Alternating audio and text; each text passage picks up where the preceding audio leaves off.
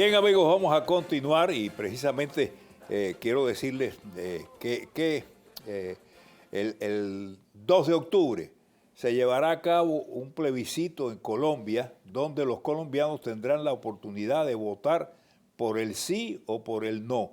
¿Qué piensan ustedes que va a pasar con eso? Bueno, el plebiscito no solamente es en Colombia y en todas partes del mundo. Todos los colombianos alrededor del mundo pueden ir a votar en sus puestos de votación. Aquí en el sur de la Florida vamos a estar en Coral Gables. ¿Cuántos colombianos hay aquí? Aquí en el sur de la Florida hay 500.000 colombianos, hay más de 120.000 colombianos registrados para votar y deberían votar por lo menos esos 120.000 que hay registrados hoy por hoy para votar. Desafortunadamente lo que hay el 2 de octubre es un plebiscito armado. ¿Por qué digo armado? Porque las FARC no han entregado sus armas, no se han concentrado entonces en regiones en Colombia donde ellos controlan, van a hacer proselitismo político armado. Eso no tiene democracia, eso es una dictadura. De igual manera, las FARC no han entregado a los más de 2.000 o 3.000 niños que tienen reclutados y hoy por hoy, ayer se hizo un show en el que no se habían entregado a los niños y muchas personas dicen llegó la paz y vamos a tener un mejor futuro para nuestros niños. Pero ¿quién habla de los futuros de los niños que están hoy en las filas reclutados injustamente por las FARC y no los han liberado? Como decía Carlos hace un momento antes de ir a la pausa de comerciales, hay una cantidad de cifras muy importantes. El narcotráfico ha aumentado de 120 toneladas de coca al año a más de 700 toneladas de coca al año. Esa es la gasolina del conflicto. En Colombia se han pasado de 46.000 hectáreas de coca sembradas a más de 200.000 hectáreas de coca sembradas hoy.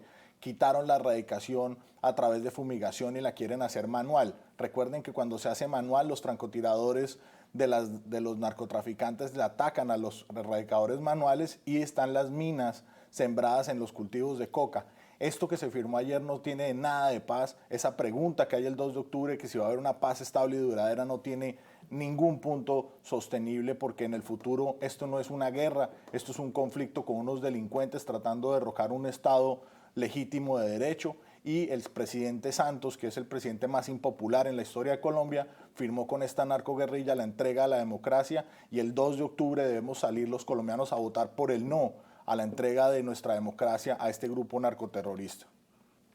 ¿Con qué por ciento gana el sí? El sí tiene que ganar con más del 13% de la votación 13.4. para que sea legítimo el plebiscito, debe ganarle al no. O sea, hay 3 condiciones para que gane, que pueden suceder en el plebiscito. La primera es que el sí saque más del 13.5% del censo electoral. Ese censo electoral y ese número lo bajaron del 50% al 13%. El 13 fue la votación de 1960 que hubo, entonces para que ellos puedan ganar tiene que el sí ganar más del 13.5 y el no ganarle en la votación al sí. De igual manera, el sí tiene que cumplir ese umbral y ganarle al no. El no tiene 2 opciones, uno que el sí no cumpla el umbral o que el no le gane al sí. Como se ve en las encuestas hoy por hoy, él no tiene mucha más fuerza que el sí, pero lo vimos ayer en Cartagena. La ciudad estaba sitiada por el sí, no se podía hacer publicidad del no. Cuando llegaba alguien con logos y cosas del no, llegaba la policía a quitárselos, tal como sucedía en Venezuela, una represión del ESMAD en contra de la población civil. La gente no podía protestar y la oposición se está acabando. Todo el estamento del Estado está para proteger a las FARC y al narcoestado que está generando Santos y la oposición está teniendo cada vez menos canales de mostrar las indiferencias y el problema que está viendo Colombia hoy por hoy. Yo quiero agregar simplemente que lo que está pasando en Colombia es muy peligroso. Y de nuevo, el análisis es al interior de Colombia, lo acaba de hacer aquí un colombiano, a mí me corresponde hacer el análisis internacional. Lo que está pasando es que se está reafirmando el liderazgo de la dictadura castrista en América Latina. Sostengo que desde la muerte de Hugo Chávez, el castrismo se apoderó de ese proyecto de recreación del foquismo de los 60 por mecanismos pseudodemocráticos que hoy día se llama socialismo del siglo XXI, que es neocastrismo puro, y que los Castro pasaron a liderar ese proceso y se convirtieron en líderes políticos de América Latina. Liderazgo que, entre otras cosas, fue alentado y reconocido y sostenido por el petróleo venezolano, llevando a Venezuela a la situación de miseria en la que está hoy día. Pero en el ámbito del crimen, en el ámbito del delito, los Castro están y han estado siempre muy cerca de este tema de la guerrilla y del narcotráfico. No ha habido guerrilla en América Latina que no haya sido promovida desde La Habana. Las guerrillas de los 70, las guerrillas urbanas en Uruguay, en la Argentina, las guerrillas en Bolivia, el intento guerrillero sobre Venezuela, todo ha sucedido desde allá. Pero además de la vinculación guerrillera, después de la caída del muro de Berlín y la terminación de la Guerra Fría, para sostener este tipo de acciones se han vinculado con el crimen, con todo tipo de crimen, desde la trata de órganos y la venta de sangre hasta el narcotráfico. Y en esa dinámica vemos a las FARC como un aliado que ha estado sostenido logística y políticamente desde La Habana, y el presidente Santos ha ido a negociar a La Habana como si se tratara de un escenario imparcial y como si los Castro fueran imparciales. Yo sostuve una reunión privada con una de las personas que participó de estos diálogos que se llamaron por la paz en Cuba y cuyos resultados este tratado. Y le pregunté por qué habían ido a hacer esta negociación en La Habana.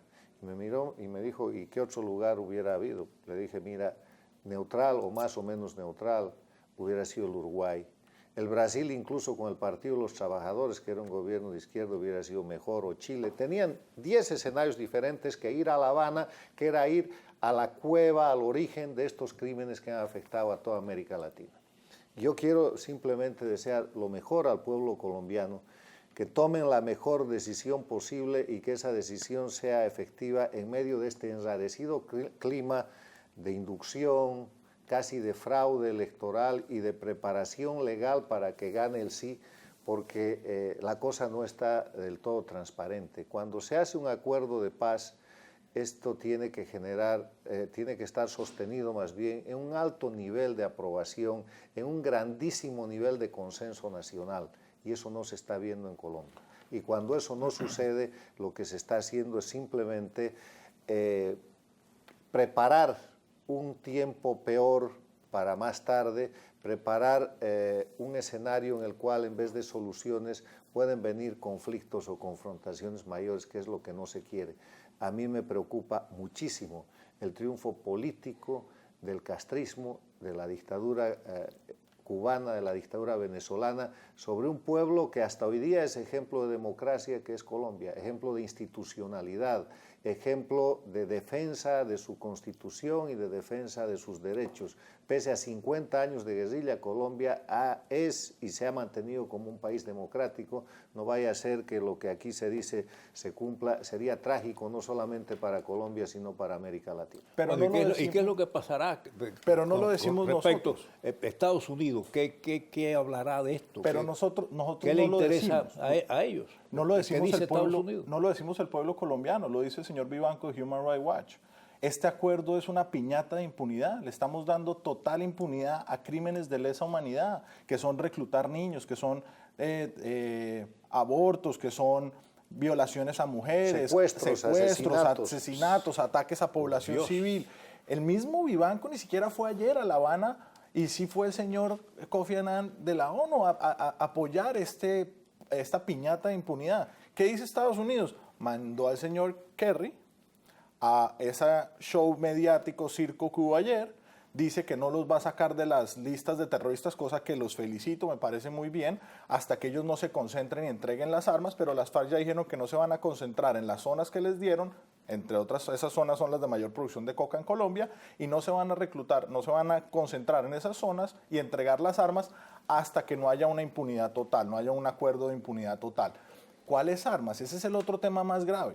Es que ellos tienen más de 45.000 armas y están hablando de que van a entregar 6.300. Como lo decía Carlos hace un momento, se van a cambiar de brazalete y las armas van a seguir ahí. Me preguntaba un muchacho ahora aquí en el estudio cómo se acaba este conflicto en Colombia. Este conflicto se acaba poniendo justicia a que todos los criminales y delincuentes paguen por sus crímenes, atacando lo que es el narcotráfico, erradicando la producción de coca en Colombia, como lo estaba haciendo el presidente Uribe por 8 años, en el cual se erradicó la coca, se bajó de 160.000 hectáreas sembradas a 40.000, se le quitó esa gasolina que genera el narcotráfico para el conflicto. Como muy bien lo decía Carlos, hay otras fuentes, que es la delincuencia, la minería ilegal, y al mismo tiempo tener un sistema jurídico en el cual se pone en la cárcel a todo el que comete delitos. Los paramilitares pagaron 8 años de cárcel, los que volvieron a delinquir fueron extraditados a los Estados Unidos, y cuando hay un Estado de Derecho que hace cumplir las leyes que hoy existen, y como Carlos muy bien lo dice, somos un Estado que lleva 50 años defendiendo la democracia,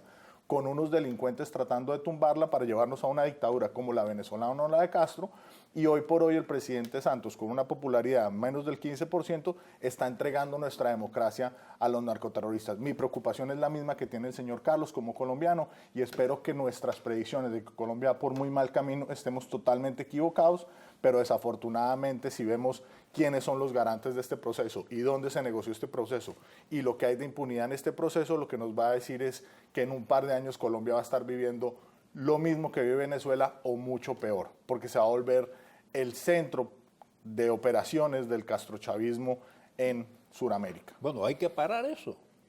Y la manera de pararlo es salir este 2 de octubre a votar por el no. Ese plebiscito hay que votar por el no. De igual manera, no solamente este 2 de octubre, este es el primer paso. El siguiente paso son las elecciones. ¿Y si triunfa el no, qué va a pasar? Si triunfa el no, ya se empieza a escuchar rumores de que ellos van a poner a fuerza el acuerdo de La Habana. Pero si gana el no, ya hay un mensaje muy claro a la comunidad internacional de que el pueblo colombiano no está de acuerdo con esta piñata de impunidad, y tienen que sentarse a renegociar los acuerdos y llegar a un punto en el que tienen que pagar cárcel para que el delito de narcotráfico no sea un delito político y no puedan ir al Estado. Es que a estos narcoterroristas les van a dar 26 curules en el Congreso colombiano, y les van a adjudicar 31 emisoras de FM. Señor Fustes, usted está en un canal en los Estados Unidos, ¿qué tan difícil es sacar una licencia para un canal radial de FM? En cualquier país es un complique. Les vamos a dar 31 líneas de emisoras en Colombia para las FARC puedan disimar todo su pensamiento y su ideología castrochavista en Colombia. El tema es muy grave, es que el tema es muy complejo y la gente no se ha dado cuenta que ni siquiera ellos han pedido perdón. Ellos, lo que el señor Timochenko dijo ayer en La Habana es: ofrezco perdón. Y eso es: yo te ofrezco mi celular, tú verás si lo coges o no.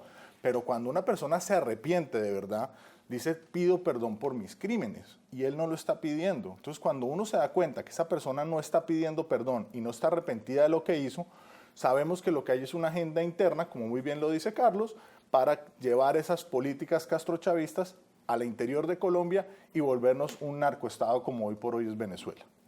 Sí, yo expreso de nuevo la misma preocupación. El castrismo ha sido derrotado en la Argentina, en el Brasil, está llevando a una crisis de alcances regionales por mal modelo y por corrupción a Venezuela, Ecuador, a Bolivia, a Nicaragua. La propia Cuba agoniza en un estado de miseria sobre las necesidades y la pobreza extrema de los cubanos, pero en materia de política internacional tiene éxitos como este, que le permite ampliar su espacio de control o de expectativa política, esta vez sobre Colombia. Si Chávez estuviera vivo, este sería el mayor triunfo que él pudiera haber obtenido sobre la Colombia que resistía democráticamente los avances de la creación, hoy dictadura consolidada en Venezuela. Hay que mirar esto con seriedad y hay que mirarlo a través de los principios y valores. La mejor manera, la única brújula que no falla cuando hay tormenta, son los principios y valores, y estos son la libertad, el derecho a la vida, la igualdad, la independencia, la democracia, y eso parece pagar por los estarse crímenes. perdido. Y pagar por los crímenes. La justicia. De todas maneras, la justicia es la justicia clave. es Nos otro acabó valor. el tiempo ahora, pero vamos a seguir hablando de esto antes de que se termine este año. Estaremos nuevamente esta semana para acompañarlos a votar el 2 de octubre. Ojalá les vaya bien en eso. La rumba sonando.